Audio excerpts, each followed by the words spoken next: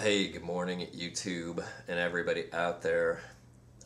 Wanted to thank you guys all for responding to all my videos and my comments so far. I've learned a whole lot so far in this last month, and apologize for not responding to a lot of you. I've just been swamped. I haven't even had a chance to get on this site lately. But a lot of you have subscribed, and I want to thank you for that. A lot of you had said some supporting comments and words of wisdom, and I want to thank you for that. A lot of you have questioned things I've said, and I want to thank you guys for that. This whole thing is teaching me a whole lot about communication and the fact that we're limited to these 10-minute snippets, we're limited to these 500 characters, excuse me. And so I think my communication has to get a lot more concise and a lot more direct. The point of my previous videos was trying to explain my coming to faith through experience rather than being, brainwashed by some crazy book. In a nutshell, that was it. The events that I talked about happened 4 years ago, and there's been a whole lot since then, so I can't go on the same pace I'm at, or I'll be 100 videos into this thing before you guys get to some things that really matter. So today I'm going to probably make 2 videos. The first one is going to be about this whole idea of experiencing God. And the second one is going to be a little bit more about human nature and the obstacles we face in trying to solve things here on this planet. So I'm already at 2 minutes here, and you can see how this goes. So video 1, God's experience. We're sitting here, we're in this kind of debate between atheists and believers, Christians and whomever, and we're talking about issues that are huge. They're so huge, and everybody's willing to discount the existence of God because of things that they can't piece together logically. I'm gonna go so far. I don't think it's anything new, but you're never, you're never gonna believe. You're never gonna lose a debate and then believe. I don't think. Maybe if you're really into debating, that's how God might reach you. But God tells us in the Bible, in Matthew 7:7, ask, seek, knock. Ask and it will be given, seek and you will find, knock and the door will be open. As my testimony was my first story, and my testimony over the last 4 years would be, I firmly believe this is true.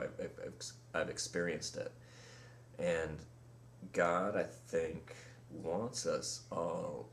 He wants us to test this stuff. He wants us to seek. He wants to show you in a way that's meaningful to you that He is there. He's been there this whole time. He's probably been there in your life, forever, and you've just been choosing to ignore Him or just not seeing it because of this logical construct that's going on. And I know that sounds absurd.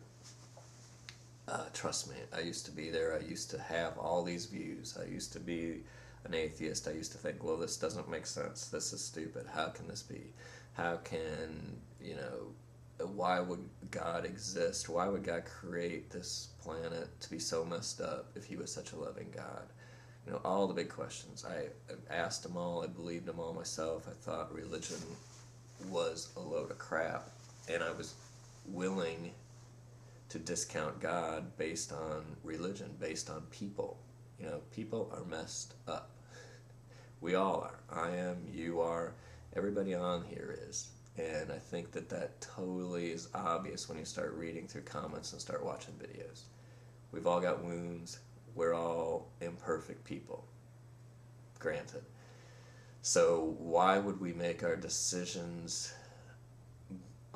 If somebody does something evil or wrong in the name of God, why are we so willing to say, well, God can't exist, look at that, rather than saying, well, that person's just not right. Um, Here I am already at 5 minutes, but what I want to do is I want to just challenge you. Do an experiment. Test out Matthew 7:7. You know, if whatever you want to do, tell God, hey, I don't even think you exist, or I can't stand the way you've made this. Why did you make it this way? But engage him, test him out. You know, say take a month and just say a prayer every night. Ask him to reveal himself. You know, and you don't have to believe in him. You don't have to, but be honest in your search. Be honest in your question. Don't be mocking and stupid. Don't flip him off and say, hey, you'd strike me down if you existed. That's not right. I don't think he acts like that. He loves you. He loves all of us. And, you know, somebody said before, well, what makes you think you're so special that he came into your life? Well, I am special, but so are you. So is everybody on here.